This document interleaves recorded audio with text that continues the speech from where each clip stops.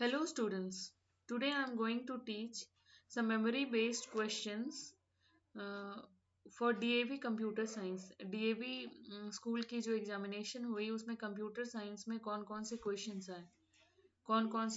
आए. So first of all I will tell you the part of the marks which are coming in class 12 examination. Class 12 में जो marks के segregation है, जैसे from computational thinking and programming 40 marks का portion है. From computer network 10 and database management 10. Let me take a pointer first. Now marks allotted and this is for the 30 marks practical test. And practical के question CBSE जो है class 12 के computer application के लिए CBSE भेजती है. सो lab test है 8 से 12 number, report file 7 number and project 8 marks, viva 3 marks, total 30 marks. So I will tell you few of the questions which came in DAV PGT Computer Science. So analogical based question आए थे जिसमें ऐसे diagrams थे and you need to identify. ऐसे कुछ patterns थे और हमें फोर्थ पैटर्न ऐसे आइडेंटिफाई करना था. एंड पेपर 1 जो था वो हाफ मार्क्स का था, हाफ एन आवर का था, that is 30 minutes. And you can see इस तरह के जो वर्बल रीजनिंग के क्वेश्चंस थे. And part 1 that is paper 1 was of 30 minutes and paper 2 was of 90 minutes. So on average total marks था वो था 120 मिनट्स.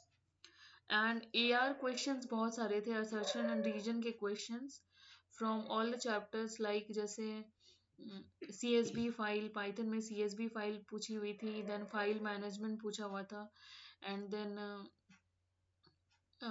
स्टैक और अरे के क्वेश्चंस थे. स्टैक का प्रोग्रामिंग था एंड पैलिंड्रोम की प्रोग्रामिंग थी. प्रोग्रामिंग से बहुत तरह के क्वेश्चंस थे, जैसे कि प्रोग्रामिंग का एक स्टैंजा लिखा था एंड उसमें स्टेटमेंट 1 2 3 4 करके था.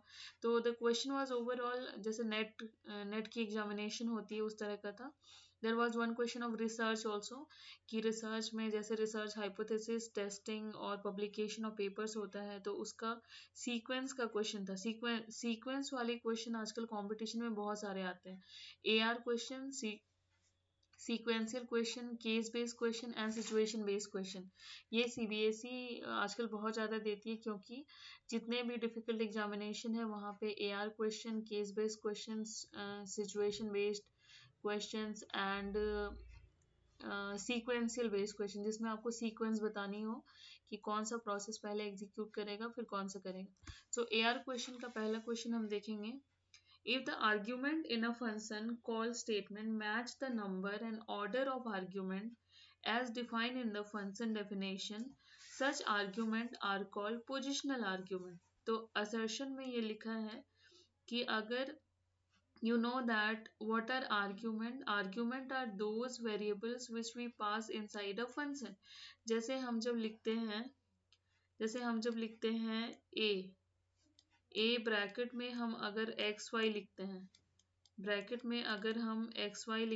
तो ये जो XY है ये क्या है, these are the argument. A function है और XY means anything written inside the parentheses are the argument. If the argument in the function call statement matches the number and order of argument defined in the function definition, such argument is called positional argument. Argument भी अलग अलग type के होते हैं. Now what is the reasoning of this? During a function call, the argument list first contain default argument followed by the positional argument. जब हम function को call करते हैं, यहाँ पे एक मेथड है कि we need to create a function, then we need to call a function, then the function will execute.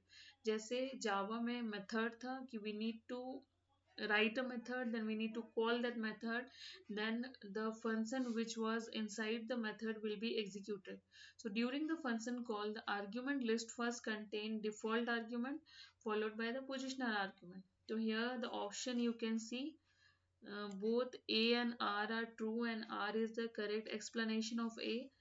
AR question में क्या होता है, हमें ए, कभी कभी ए असर्शन और रीजन दोनों सही लगता है, कभी कभी हमें दोनों गलत लगते हैं, और कभी कभी हमें जो गलत है वो सही लगता है, जो सही है वो गलत लगता है।